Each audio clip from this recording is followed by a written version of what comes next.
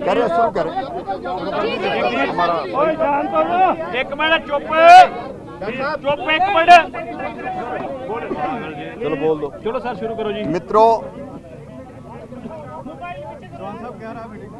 दोनों किसान संगठनों से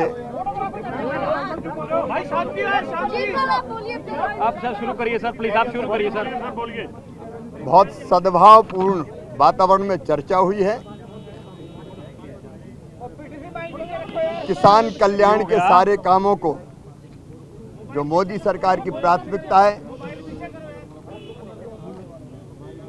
हमने उनको भी रखा है और डल्लेवाल जी, पंधेर जी किसान नेताओं की बात को ध्यान से सुना है।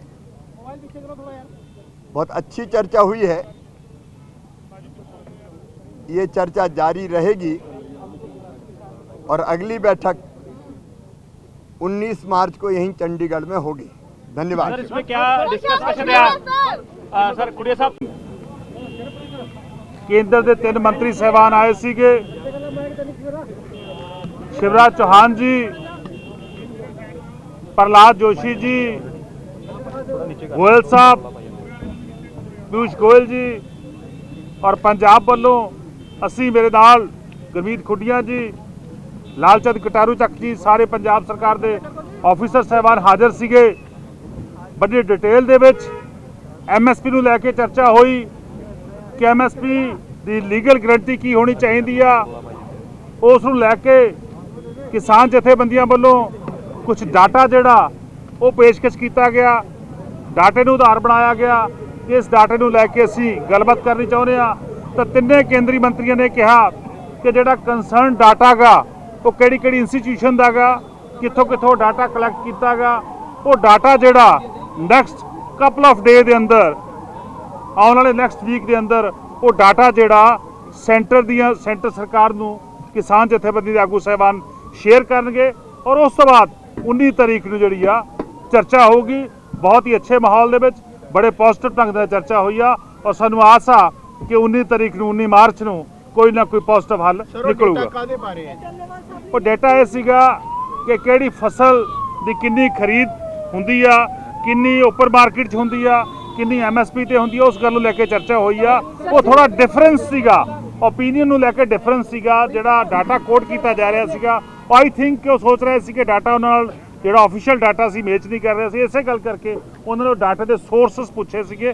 सो डाटे की अवेलेबिलिटी जिहड़ी आ मैनूं लगदा आई थिंक कि विद इन वीक मिल जूगी। फसलों बदलण लैके भी कोई गलबात हुई, दालां नूं अगे लियाउण दी गल हुई, अंदर कणक झोने नूं छड्ड के दालां नूं अगे लैके आउण दी कोई गल हुई? देखो, इस मामले नूं लैके कोई चर्चा नहीं हुई, सिर्फ MSP नूं लैके चर्चा हुई आ।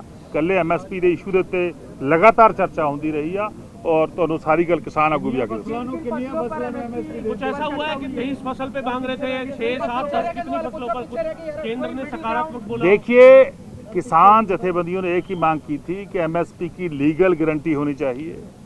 जितने जो भाव केंद्र सरकार तय करता है उसके ऊपर लीगल गारंटी होनी चाहिए। इसी के ऊपर चर्चा हुई और ये इसका जो जितना डाटा था, जितने अपने अपने व्यू थे, डिफरेंट जो किसान आगू है उन्होंने अपने अपने व्यू रखे थे, तो उसको लेके मैं समझता हूँ आगे चर्चा होगी और बहुत अच्छे माहौल में चर्चा हुई है। बहुत अच्छा माहौल था और मुझे आशा है कि ये पॉजिटिव होगा।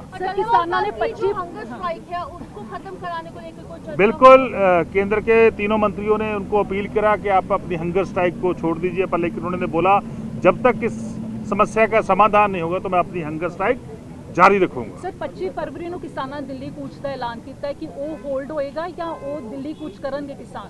देखिए, इस गल ਨੂੰ ਲੈ ਕੇ ਕਿ 25 ਤਰੀਕ ਨੂੰ ਕਿਸਾਨਾਂ ਨੇ ਕੂਚ ਕਰਨਾ ਜਾਂ ਨਹੀਂ ਕਰਨਾ, ਇਹ ਅੱਜ ਦੀ ਮੀਟਿੰਗ 'ਚ ਬਿਲਕੁਲ ਨਹੀਂ ਵਿਚਾਰਿਆ ਗਿਆ। ਸਰ MSP ਸਿਰਫ ਪੰਜਾਬ ਦੇ ਕਿਸਾਨਾਂ ਦੇ ਲਈ ਆ, ਦੇਸ਼ ਦੇ ਕਿਸਾਨਾਂ ਦਾ ਡਾਟਾ ਜੋ ਹੈ ਨਹੀਂ ਜੀ, ਉਹ MSP ਜਿਹੜਾ ਹੈਗਾ ਉਹ ਦੇਸ਼ ਦੇ ਕਿਸਾਨਾਂ ਦੀ ਗੱਲ ਕੀਤੀ ਆ, ਮਹਾਰਾਸ਼ਟਰ ਦੀ ਵੀ ਗੱਲ ਹੋਈ ਆ, ਹੋਰ ਦੂਜੇ ਕਰਨਾਟਕਾ ਦੀ ਵੀ ਗੱਲ ਹੋਈ ਆ, ਹੋਰਨਾਂ ਸਟੇਟਾਂ ਦੇ ਵੀ ਕਾਫੀ ਸੂਬਿਆਂ ਦੇ ਜਿਹੜੇ ਡਾਟੇ ਲੈ ਕੇ ਗੱਲ ਹੋਈ। ਸਰ ਕੁਝ ਕਿਹਾ ਜਾ ਰਿਹਾ ਹੈ ਕਿ ਜੇ ਸਰਕਾਰ 1/3 ਫਸਲ ਚੁੱਕ ਲੈਂਦੀ ਹੈ, ਹਾਂਜੀ, ਜੇ ਸਰਕਾਰ 35% ਫਸਲ ਦਾ ਹਿੱਸਾ ਪ੍ਰਾਈਸ ਸਟੇਬਲਾਈਜ਼ ਕਰਨ 'ਚ ਮਦਦ ਕਰਦੀ ਹੈ ਤੇ ਉਹਦੇ ਨਾਲ ਭਾਅ ਵਧਣਗੇ, ਕੋਈ ਇਹੋ ਜਿਹੀ ਗੱਲ ਵੀ ਹੋਈ? ਨਹੀਂ, ਇਸ ਤਰ੍ਹਾਂ ਦੀ ਕੋਈ ਚਰਚਾ ਨਹੀਂ ਹੋਈ।